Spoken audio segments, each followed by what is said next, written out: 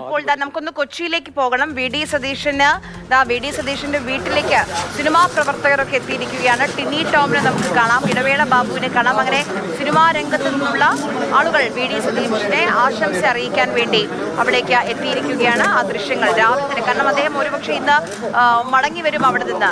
അദ്ദേഹത്തിന്റെ നിർണായകമായ ഘടകകക്ഷികളുമായുള്ള ചർച്ച ഇന്നാണ്. അപ്പോൾ അതിന്റെ തീരുമാനമെടുക്കാൻ വേണ്ടി മടങ്ങും. അപ്പോൾ അതിനു മുൻപ് അദ്ദേഹത്തെ കണ്ട് ആശംസ അറിയിക്കാൻ, അഭിനന്ദനം അറിയിക്കാൻ വേണ്ടി സിനിമാ രംഗത്തെ അദ്ദേഹത്തിനോട് അടുപ്പമുള്ള പ്രിയപ്പെട്ടവർ എത്തിയിരിക്കുകയാണ്. ടിനി ടോം, ഇടവേള ബാബു തുടങ്ങി സിനിമാ മേഖലയിലെ ആളുകൾ വി ഡി സതീശന്റെ വീട്ടിലേക്ക് എത്തിയിരിക്കുകയാണ്. ആ ദൃശ്യങ്ങളാണ് നമ്മൾ ഈ കാണുന്നത്. രാവിലെ തന്നെ വലിയ തിരക്കാണ് നിയുക്ത മുഖ്യമന്ത്രി വി ഡി സതീശന്റെ വീട്ടിൽ കാണാൻ കഴിയുന്നത്.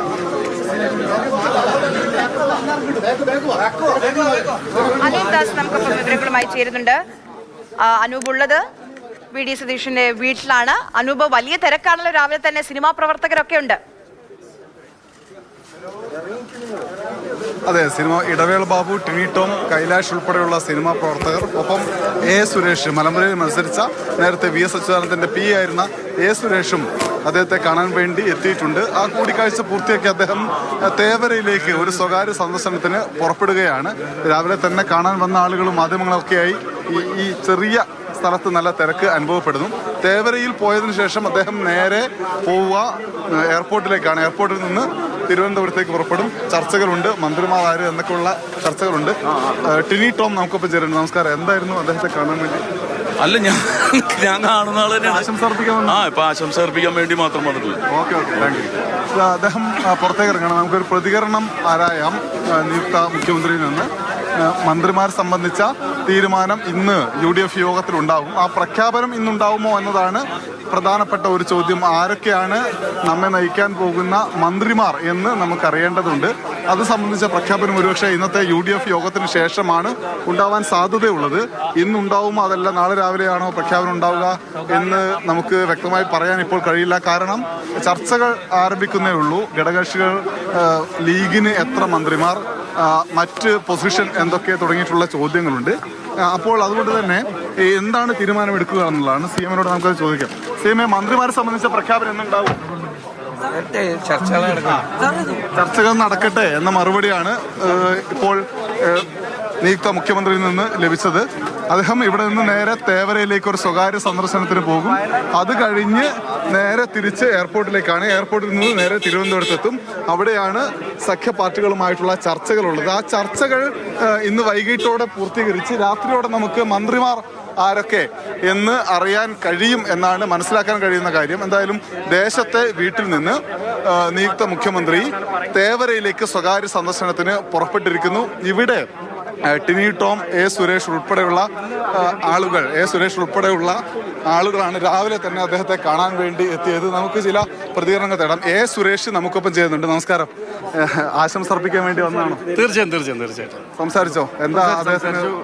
വളരെ സന്തോഷമായി. സംസാരിച്ചു. പിന്നീട് കാണാമെന്ന് പറഞ്ഞു, സംസാരിക്കണം എന്ന് പറഞ്ഞു. ഇത് വളരെ സന്തോഷത്തിലാണ്. അടുത്ത 5 വർഷം CM-ന്റെ കൂടെ ഉണ്ടാവുമോ? അന്ന് പറഞ്ഞിട്ടില്ല. അങ്ങനെയൊന്നും തീരുമാനിച്ചിട്ടില്ല. ജസ്റ്റ് ഒരു കേട്ടസി വിസിറ്റാണ്. അദ്ദേഹം മുഖ്യമന്ത്രി ആയതിനു ശേഷം കാണുകയാണ്.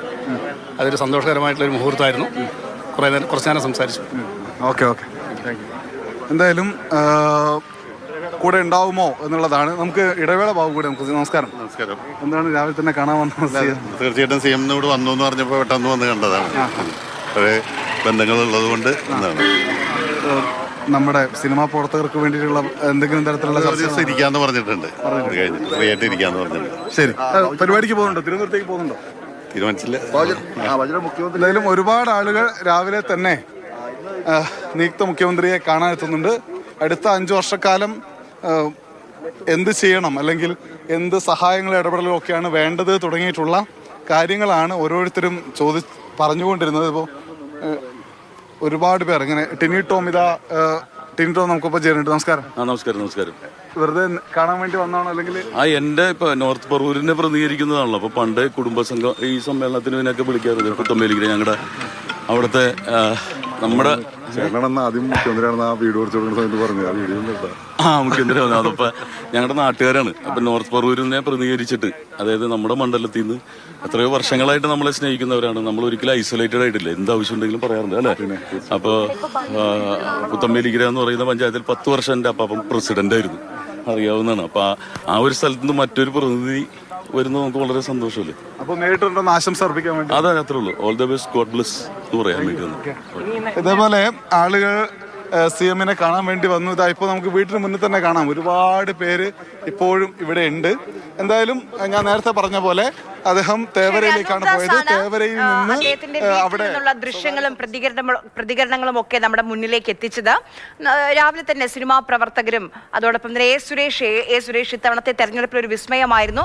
അദ്ദേഹം അടക്കമുള്ള നേതാക്കൾ, പ്രവർത്തകരൊക്കെ മുഖ്യമന്ത്രിയായി മടങ്ങിയെത്തിയ VD സതീശനെ കാണാനും അഭിനന്ദനം അറിയിക്കാനും ആശംസ അറിയിക്കാനും വേണ്ടി വീട്ടിലേക്ക് എത്തിയതാണ്. എന്തായാലും അദ്ദേഹം ഇപ്പോൾ ഒരു സ്വകാര്യ സന്ദർശനത്തിന് പോയിരിക്കുകയാണ്. അത് കഴിഞ്ഞ് നേരെ എയർപോർട്ടിലേക്കാണ്. ഉച്ചയോടുകൂടി തിരുവനന്തപുരത്തേക്ക് എത്തും. ഇന്ന് നിർണായകമായ യോഗമാണ് തിരുവനന്തപുരത്ത് നടക്കാൻ പോകുന്നത്.